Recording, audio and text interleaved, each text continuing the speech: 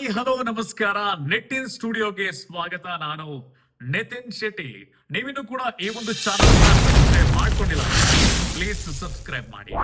ಇವತ್ತು ನಾನು ನಿಮ್ಗೆ ಒಂದು ಒಳ್ಳೆಯ ಕಥೆಯನ್ನ ಹೊತ್ತು ತಂದಿದ್ದೀನಿ. ಈ ಕತೆ ನಿಮ್ಮ ನಡುವೆ ನಡೀತಾನೆ ಇರುವಂತಹ ಕಥೆನೇ ಇದು. ಈ ಒಂದು ಕಥೆಯಲ್ಲಿ ರವಿ ಅನ್ನುವಂತಹ ಹುಡುಗ ಒಂದು ಊರಿನಲ್ಲಿ ಬೆಳೀತಾ ಇರ್ತಾನೆ. ಆದ್ರೆ ಆತ ಓದಿನಲ್ಲಿ ಅಷ್ಟಾಗಿ ಬುದ್ಧಿವಂತನಾಗಿರೋದಿಲ್ಲ. ಆದ್ರೆ ಆತ ತುಂಬಾ ಪರಿಶ್ರಮ ಜೀವಿಯಾಗಿರ್ತಾನೆ. ಆತನನ್ನ ನೋಡಿ ಜನರೆಲ್ಲರೂ ಕೂಡ ನಗ್ತಾನೆ ಇರ್ತಾರೆ.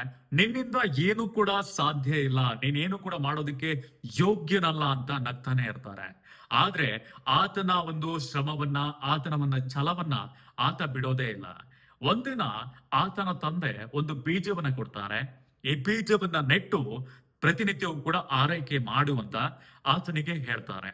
ಆತ ಏನ್ ಮಾಡ್ತಾನೆ, ಬೀಜವನ್ನ ನೆಡ್ತಾನೆ, ಪ್ರತಿನಿತ್ಯವೂ ಕೂಡ ಆರೈಕೆ ಮಾಡ್ತಾನೆ.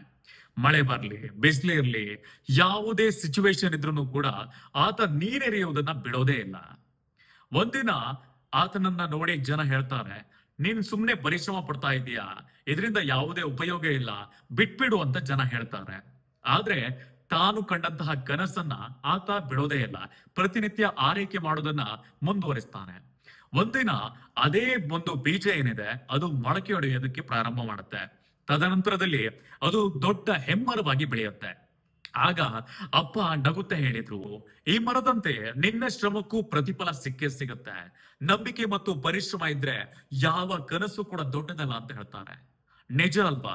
ಸಾಮಾನ್ಯವಾಗಿ ನಾವೆಲ್ಲರೂ ಕೂಡ ಕನಸನ್ನ ಕಾಣ್ತೇವೆ, ಆದ್ರೆ ಕೂಡ್ಲೆ ಯಶಸ್ಸು ಸಿಕ್ಲಿಲ್ಲ ಅಂತ ಹತಾಶರಾಗಿ ಬಿಡ್ತೇವೆ. ಯಶಸ್ಸು ಒಂದು ದಿನದಲ್ಲಿ ಬರೋದಿಲ್ಲ, ಆದ್ರೆ ಶ್ರಮಿಸಿದ್ರೆ ಖಂಡಿತವಾಗಿಯೂ ಕೂಡ ಸಿಕ್ಕೇ ಸಿಗುತ್ತೆ. ನಿಜ ಅಲ್ವಾ? ಈ ಕತೆ ಇಷ್ಟ ಆದ್ರೆ ಪ್ಲೀಸ್ ಸಬ್ಸ್ಕ್ರೈಬ್ ಮಾಡಿ, ಲೈಕ್ ಮಾಡಿ, ಫಾಲೋ ಮಾಡಿ.